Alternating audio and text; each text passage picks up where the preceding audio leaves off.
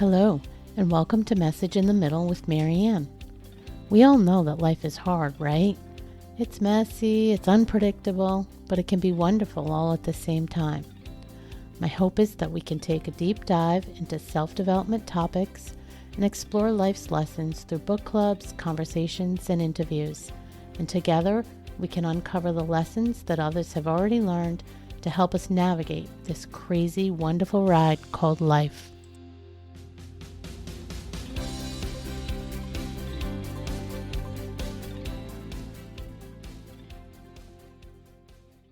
Hello and welcome to Message in the Middle with Marianne. Today I'm speaking with a guest who has years of expertise in an area which many of you are working on, your relationship with food and with your body. My guest, Kerrie Folsom Nygard, is the creator of the Freedom with Body and Food program, founder of the Brain Management 101 life coaching practice, a certified life coach, nutrition specialist, and personal trainer. She's a graduate of the Beating Binge Eating program, a previous fitness instructor, and last but probably most important, the mother of 6 children. Kerrie, thank you so much for joining me today. Thank you. I'm so happy to be here. That's quite a bio. You got a lot going on there.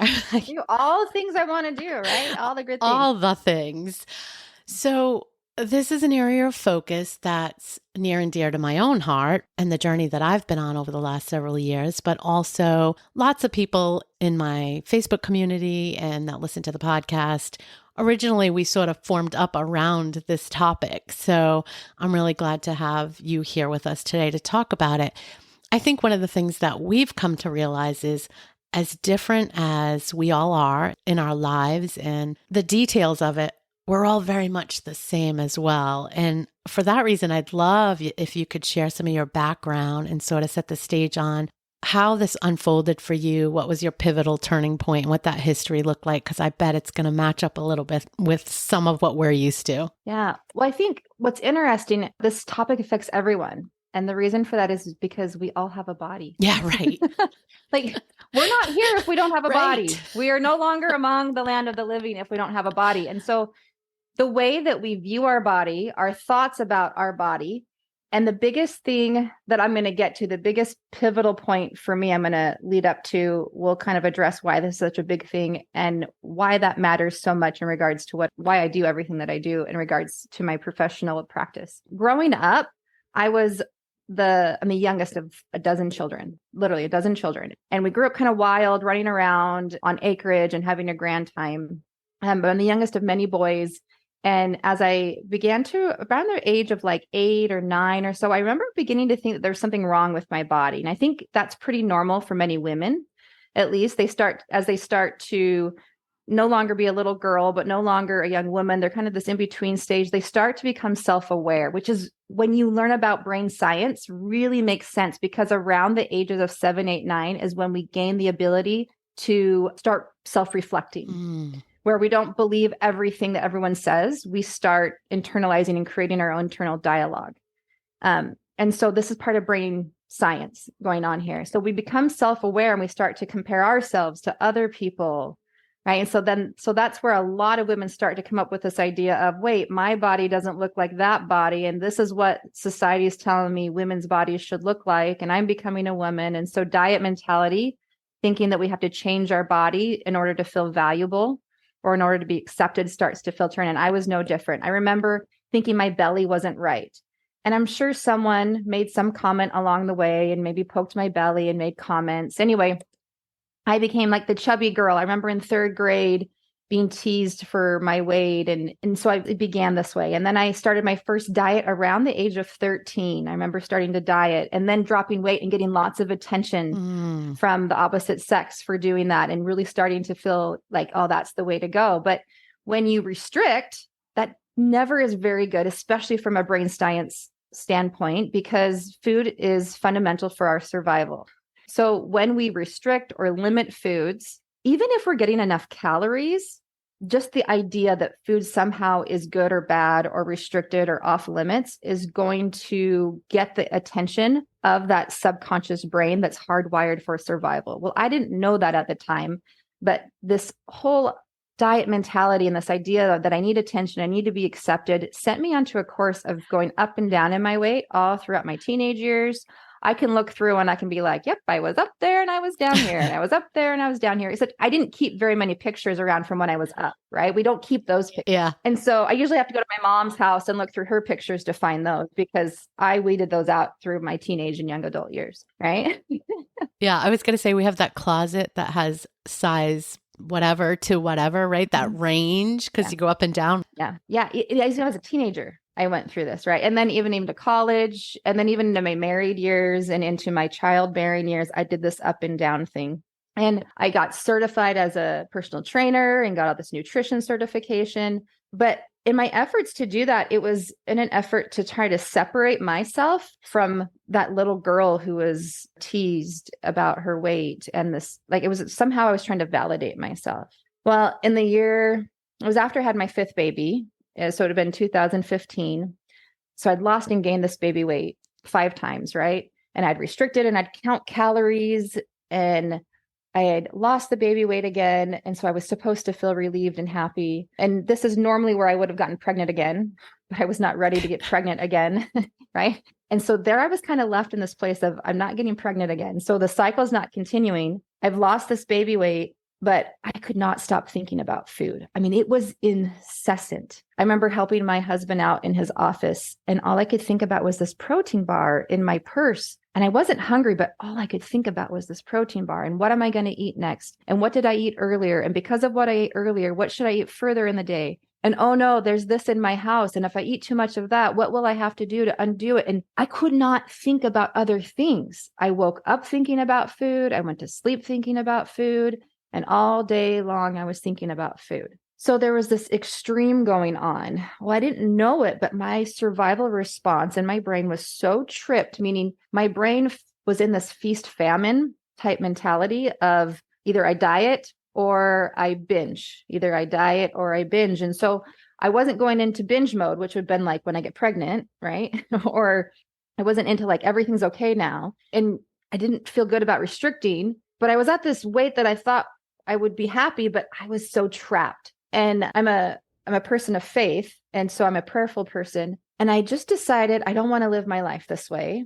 And for the sake of my sanity, I'm just not going to do this anymore. And what I mean by that was I'm not going to let my brain be in this, I didn't call it diet mentality then. I just called it, I'm not going to worry about this, meaning food or my body, and I'll probably gain weight, but I'm just not going to worry about it anymore.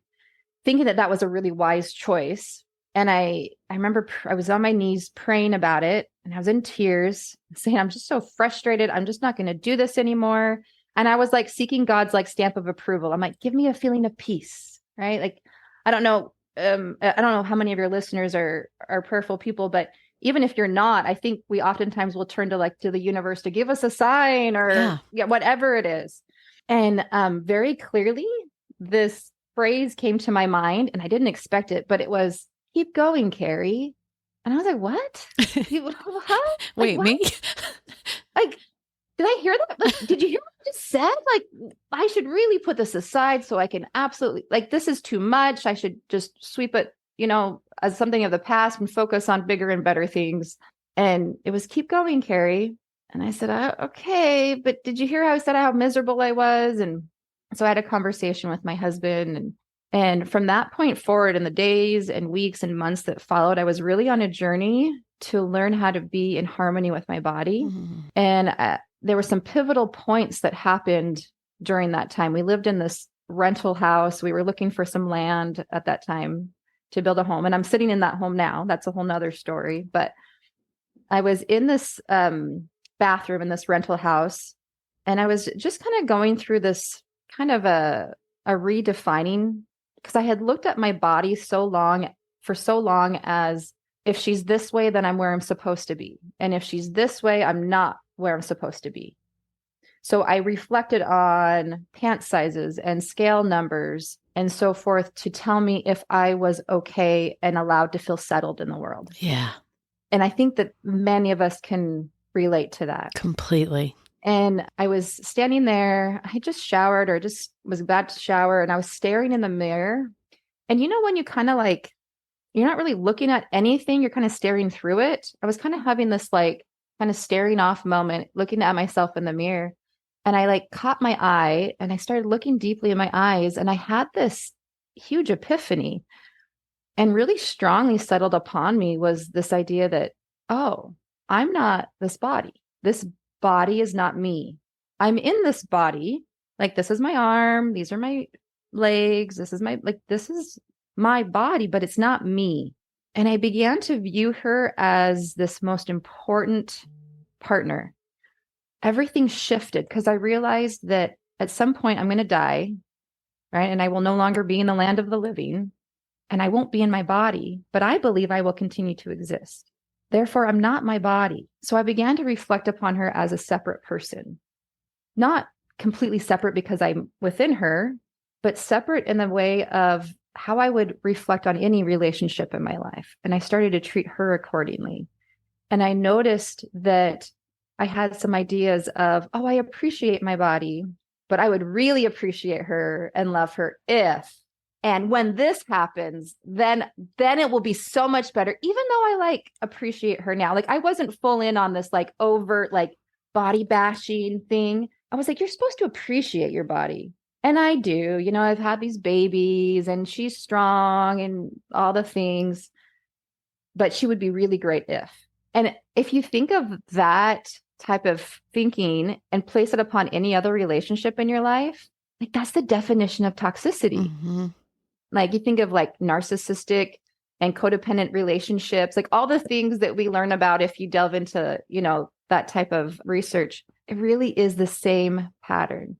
You're great, but yeah, if we can change you, yeah, right, to be the better thing or to be what I want you to be. It's not unconditional love. It's not even love. It's this manipulative pattern. I need you to be this way so I get to feel this way. Yeah. Like that would be like me saying to my children, my teenage children, you need to behave this certain way so that I can feel like I've been a good parent. Yeah. Like how manipulative would that be? Body, you need to comply to these standards that have been handed to me by the world, the standard of beauty, so that I can feel validated and acceptable and worthy and confident. Yeah. And it's subtle, but the effect of it wreaks havoc in our lives. Yeah. And so when I received this epiphany of like, oh, she's not me, like this body is not me, I found this like inner voice of her. And that sounds kind of woo-woo and elusive, but I found this inner voice of her where I had to heal that relationship, where I asked for forgiveness for all the unkind ways that I treated her, had neglected her, had starved her, had overindulged her, overfilled her. I didn't really confer with her in any way or shape or form as to what I would eat or not eat. It was according to plans, according to calories. I started to listen to her, just like in any other good relationship, I would listen to them and I would have unconditional love and acceptance for them. And everything shifted. I stopped thinking that I could only wear certain clothes in my closet if the scale said that I could, right? Like I'd be like, oh, if it's a low, you know, if the scale is low, then I can wear form-fitting clothes. But if the scale is up, then I better wear these, like, do you know what I'm saying? Yeah, like we I all do. have these little mind. Yes. Like Of course I do. Yes. But it's all made up. Yeah. Yeah. It's just made up. Why wouldn't we? Why can't we? What changed though? The day you saw your reflection, what do you think prompted you to have that epiphany? Do you accredit it to divine intervention or just finally being ready? I mean, I'm someone who believes in God and I'm pretty spiritual, but I don't think you even have to be to get to this place. I agree. I was going to say the same thing. I think if people don't have their own epiphany, I think they can learn just to try yours on for size. Like, try this out. How does this look if we started to act this way, like you're describing? So if they don't have it themselves. Well, that's a great question. Like, how does it look? So no longer am I thinking about what did I eat earlier in the day or what did I eat yesterday to decide what I'm going to eat today. Instead, I'm in the moment with my body. Yeah. And rather listening to this, I talk a lot about in my practice, the subconscious brain or the lower primal brain out there we oftentimes call the monkey brain or the reptilian brain, but this lower primal response of the survival brain, it doesn't have the ability to reason. And so that's the part of the brain that feels so incessant and gives us these food urges that feel out of control.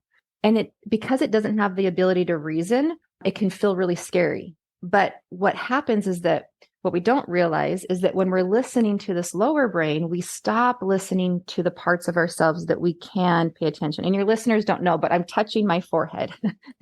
And what that means is that your ability to reason comes from this higher brain function. It literally comes from your higher brain, like your prefrontal cortex. It's the higher part of your brain. That's where we do our conscious thinking, where we create, where we learn, where we form language, where we make decisions, the executive functioning of our brain. And when we're in a survival response of, oh, I got to eat this food urge, we're not up in this conscious thinking self. We're down here in this survival response brain. And so I spend a lot of time working with my clients and showing them the difference of when they're in this lower brain type hardwired programming of survival, which we don't want to hate on. It's there. It's allowed us to survive. That's why the human species is still here. But that we very much want to treat it like a toddler, because it is. It does not have the ability to reason, but we don't want to be authoritarian with our toddler. We want to be kind and compassionate and curious and help lead it to where we want to go, but also realize that the toddler doesn't have power to get us to do anything, that we're driving the car. But so often the toddler climbs out of the back seat and gets in the front seat and starts driving the car. Right? Yeah.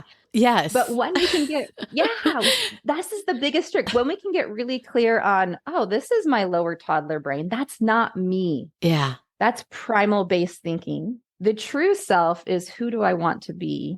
What do I want to create? And when you spend time focusing on that and you couple that with this relationship with your body, and when I say focus, I mean having practices in your day where you're consciously connecting with your body and reflecting and tapping into your higher thinking self. So practices like meditation and visualizing. Yes, journaling is a big one that I teach my clients, but even just having calm in your day. And then the internal way that we talk to ourselves is really important, way more important than I think we can even realize. There's lots of fascinating studies out there on the power of intention on living things, on plants, but even just on ourselves and the words that we say. They have an energy and they have an influence and they have impact. And this is being shown now in measurable ways through science as well. But we don't have to have science to validate that when we talk crappy about ourselves in our head, we're going to feel crappy. Like, we just know that. 100%. Yeah. Can we step back for a second? Because I don't want to bypass the topic you brought up. I want to dig in a little bit on the topic of that chattering voice that doesn't go away, that I'm sure most people listening can relate to. We know it's there. Many of us who have done some of the work around this topic and researching and, doing the books and joining clubs, whatever, we know that that's our lower brain talking, that's not our highest brain, and the reasoning isn't there, but it's very difficult to stop it sometimes. Yeah. So how do you shift that, or how do you advise people to kind of shift out of that or build a practice around that? Yeah. Once you get to the point where you are noticing, because I do believe noticing is the first step to really recognize it and kind of call it out for what it is. Yeah. What do you advise to do next? I would say the biggest awareness is number one, but a close second or even on the same level. And this is really important, or you will never change. And this is what makes it so hard, because you said it's really hard to change. And the reason it's really hard is because we shame and judge ourselves for it. Valid. We think, I should be over this by now. I should have changed this by now. If I was who I was supposed to be, I would have figured this out by now. And I just want to say, you just made all that up. Yeah. Who's to say you shouldn't be? Yeah. Because what happens is that when we think, that goes along with the internal talk, right? When we think the way about ourselves, like, why aren't you over this yet? Transport that into like the way we would look at a child. This is one of my favorite analogies for this. Let's say, a baby that's learning how to crawl and hasn't learned how to walk yet. Would we say, you stupid thing, you could walk. Why are you only crawling? Why haven't you figured this out yet? What? You fell again? You got a bruise on your head? Oh, you are so dumb. Why haven't you figured this out by now? Like, to us, that seems so ludicrous. Right. Because we think that we're adults and should be on that. But we have not stopped growing. We have not stopped evolving. And so I just would say, give yourself space to accept that you are on this journey throughout time where you are expanding and growing as a being. Just by your existence, you're expanding and growing. And the moment that you judge or shame yourself for not being where you think you're supposed to be is the very moment that you hold yourself stuck in the moment where you desire not. Because there's a lesson to be learned there. And this is taught in lots of different ideas of thought and theology among many religions and philosophies. And this is very Eckhart Tolle, is that it's in the acceptance of that moment. And so this is an important part of my journey at that very same kind of big hinge point back in 2015 for me is I realized I was always telling myself, you're not where you're supposed to be, not where you're supposed to be. Well, what kind of emotion is that thought going to create? Because all of our thoughts, these sentences that run through our brain, they're going to create emotions. And so if I'm always telling myself, I didn't realize I was, but once I had that awareness, right? Because that's the first step, awareness. And then that close right along with it is not shaming yourself for it. And realizing, oh, for so long, I've been telling myself I'm not where I'm supposed to be. Shame, guilt. Yes. Not enough, not good enough, all of that, right? Yes. And therefore, any changes that I would want to make moving forward would be fueled by those type of emotions. Guilt, shame, doubt, insecurity. You cannot create confidence from insecurity. You can't do it. One does not beget the other. Confidence begets more confidence. Insecurity just begets more insecurity. But we think, oh, like how many of us have done a diet and think, I'm going to really make it work this time. And just to be sure it really sticks, I'm going to buckle down so hard and make myself feel so like you have to do it this time. This is your last ditch effort. You will be forever XYZ if you don't do it this time. We think that we're really doing it right. But notice that this is a lower brain type response. This is a survival response. It's a base primal instinct type response. But if we can shift this up into our higher thinking, conscious, true selves, because that's who we really are. Everybody's body has this lower brain survival response. But if we can shift into this higher thinking where we really are, and when I say where we really are, someone would say, oftentimes they'll say, well, Kerrie, how do I know where I'm at? And I say, what is it that you desire? What is it that you want? Whenever we can reflect on what we want to create, that is when we're up here in our conscious thinking self. Because what we want to become is a reflection of who we are innately, like who our true divine selves are. I mean, you look around in nature, this is reflected everywhere in biology and in nature, is that the potential of every living thing around us is within it. So think of seeds. Think of, oh my goodness, my tomatoes are going crazy out there because I've had probably hundreds of starts from tomato plants from last year, from tomatoes that fell, right? So just think within each little seed is the potential to grow up and produce millions of other plants that produce millions of other seeds and so forth. So a tomato seed has the potential within it to produce this. And every seed that's planted has the ability to produce what it desires to become. Now, the tomato seed does not desire to produce a bush and produce raspberries because that potential is not within it. And so when we think about who we are, I'm not saying that we're seeds. This is just an analogy, but who we truly desire to be or what we truly desire to experience. And I'm not talking, putting up our feet and watching Netflix, though that can be part of it. I'm talking about our true desires of who we want to be. That is a reflection of who we are. Otherwise, it would not occur to us. Have you ever listened to someone else's dreams of becoming this or doing that? And you're like, oh, I don't have any of those dreams. Yeah, of course. But I do have a dream for this and this and this, because that is what is available to you if we only but will allow ourselves to go there. And what keeps us from it? Ourselves. A lot of times is this internal talk. But the internal talk and the overcoming of it isn't. And those of you listening, you're probably thinking, oh, I got to stop that. That's such a problem. Instead of phrasing it that way, I want you just to be aware. It makes so much sense that I have this internal talk because I'm human and it exists for my benefit and learning. What do I want to create, even though I have these human parts of me that I don't appreciate or I wish would be different? What do I still want to create? Therefore, what? I love that because lots of things that we talk about and doing some of this inner work is try to have the lens of curiosity, and compassion. And it's really hard to put your finger on what that looks like sometimes. Sometimes it's really not obvious how you can come to something from that lens. But I think how you just reframe that is a great example of that, right? There was no judgment in what you said. There was no shame in what you said, no belittling or kind of chastising of ourselves. It was all around curiosity and why, and compassion about, yeah, sure, of course I'm thinking this way. That's natural. Well, natural, and it's what I've practiced. Yes. Yes. So bringing in the brain science aspect again is that any neural pathway in your brain is only there because of repetition. So we've become practiced at telling ourselves these things. So if we, and I'm going to use you as an example, if you're okay, Marianne. Yeah. Like if I were coaching you one-on-one right now, I would say you tend to tell yourself a lot that this is hard. Valid. Yeah. And many of your listeners are doing the same thing. And I don't think that you even have to get rid of that thought. I just want you to notice that it's just a thought. Yes, 100%.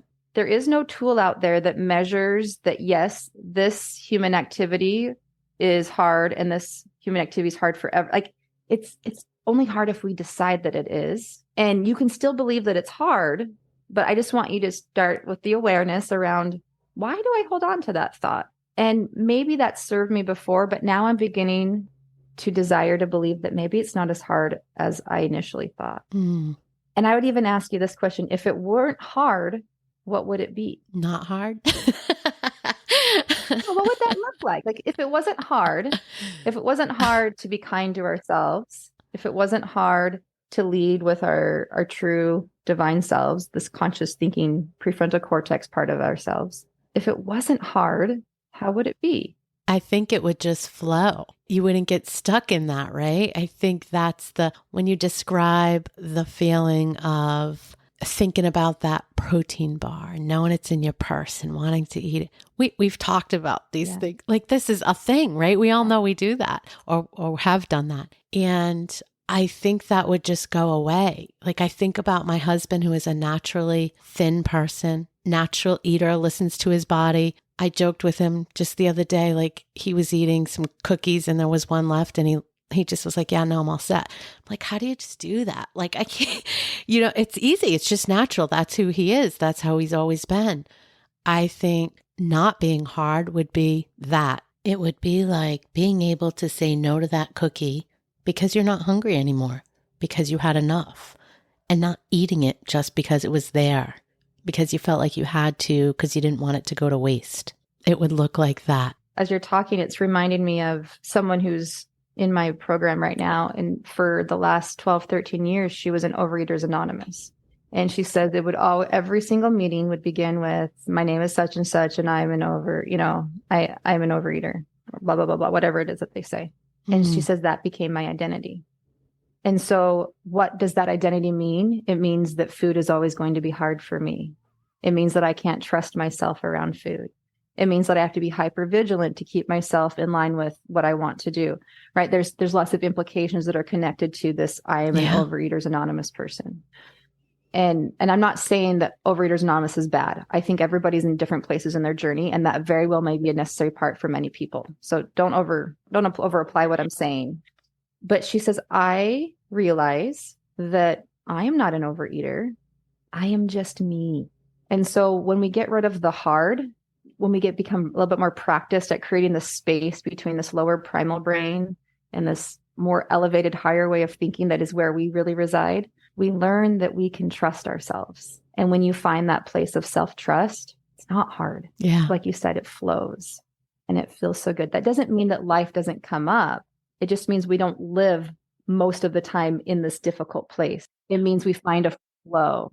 That's a great point, because I think it's important to call that out. Many of us that have been on this journey and doing the work, it has gotten to be a lot more of that flow state, a lot less of that kind of stuck in that hard. But I think it is important to acknowledge that it doesn't necessarily completely go away, because I think people can get hung up on that when then it comes back and you're like, oh my goodness, that's okay. That's just you, and that's part of the cycle of you. It's to be expected. And that is to be expected because you're still human. Yeah. You're still in a human body Yes. with this lower primal brain. Yeah. Yeah. Which is there as a teacher for us because our brain has this negative bias, right? It's always looking for the negative. It's always looking for what's wrong. And that's what keeps us alive. But it also, if we allow it to overtake us, it will lead us to a life of hyper anxiety, right? Which, then you go back from anxiety to depression, right? Anxiety, depression, overwhelm, frustration. It can lead us into a tight ball of that where then we're eating all the time to try to distract and self-soothe. And it can look in like lots of other addictions, but that is not who you are. That's never who you are. Right. Who you are is what you desire. And so, like, for example, I look back on my younger self that was teased for her weight and that struggled, that I remember in college, my roommate making cookies, and she had made them for something like she said, no one eat the cookies because they're for something. I don't remember, some class or something. And I remember eating the cookies. I remember I ate like 3 or 4 of them. And I was probably 18 or 19 at the time. And I remember feeling such shame. Like I look back on that part of myself, like, why couldn't I control myself? No, like I look back on all these younger parts of myself and they don't exist because there was something wrong with me before and now there isn't. I've always been exactly where I'm supposed to be in the moment that I was in it because life exists to teach us and expand us and help us grow. And so we want to be all in on the moment. I was saying earlier in 2015 is that I set a reminder on my phone like 4 or 5 different times throughout the day. And it would go off and give me this mantra of you're exactly where you're supposed to be in this moment. So this idea that just because we're not where we prefer to be, or just because we're working towards being in a different place, doesn't mean the now is wrong. The now is always part of the journey. I know that sounds kind of philosophical, but it is an acceptance of the moment that we're able to more easily flow to where we desire to be. Yeah. I mean, I've come to that realization myself with doing some of this work and talking to so many people. One of my biggest things has been, I wish that I could somehow spread the message to the younger population much earlier, because for us in our I'll say middle age, where you get to this unlearning period and you really recognize all this stuff that you've gone through and all these lessons. But I think it's because we're ready. For the younger group, the truth is they're not ready for it. They're in the place they need to be in and they're not ready for it. Just like we weren't ready for it when somebody tried to tell us, right? The baby wasn't ready to walk. He needed to crawl. And right. But crawling is important to building those muscles to be able to walk, right? It's all as it should be. Yeah. Well, logically, I get that. But, there's a part of me that wants to have them avoid all the trouble in the middle and just skip to the finish line and say, well, skip those I'm going to say it again, hard 20 years and come right to the spot where life gets really good and easy. And I don't mean easy, everything's wonderful, but much easier than. Yeah, let's skip to here. Yeah. Yes. Yeah. But the truth is exactly what you said. They're not ready and they haven't had the experiences. And just like we aren't ready to be our 10 years from now selves, we're figuring out those things now. So yeah, I get that. Yeah, and the journey can be fun. The journey's great. Yeah. Like it's all the things, right? There's hard. There's that. Yes. There's things that are hard and there's things that are not. Yes. And we know that our whole experience we've created, that's also the relief in it, is that our experience is created by our thinking. The quality of our life is a direct reflection of the quality of the meaning we've attached to those things in our life. 100%. And so we get to create it however we want it to be. Yeah. Even if it takes us a little while. We're not in a hurry. Yeah. All right. We just have to keep doing the work. Mm-hmm. Wow. What a great conversation I'm having with Kerrie. I hope you're enjoying it as much as I am. And I can't wait to finish the discussion around doing the work and mindset and working through our relationship with our body, getting comfortable in the now. Join us for the second part of the conversation in next week's episode. Thank you for listening to this episode of Message in the Middle with Marianne. If you enjoyed the podcast, please take a minute to share it and write a review, as it helps bring new listeners to our audience. If you'd like to keep the conversation going between episodes, please join us at Facebook group Message in the Middle with Marianne.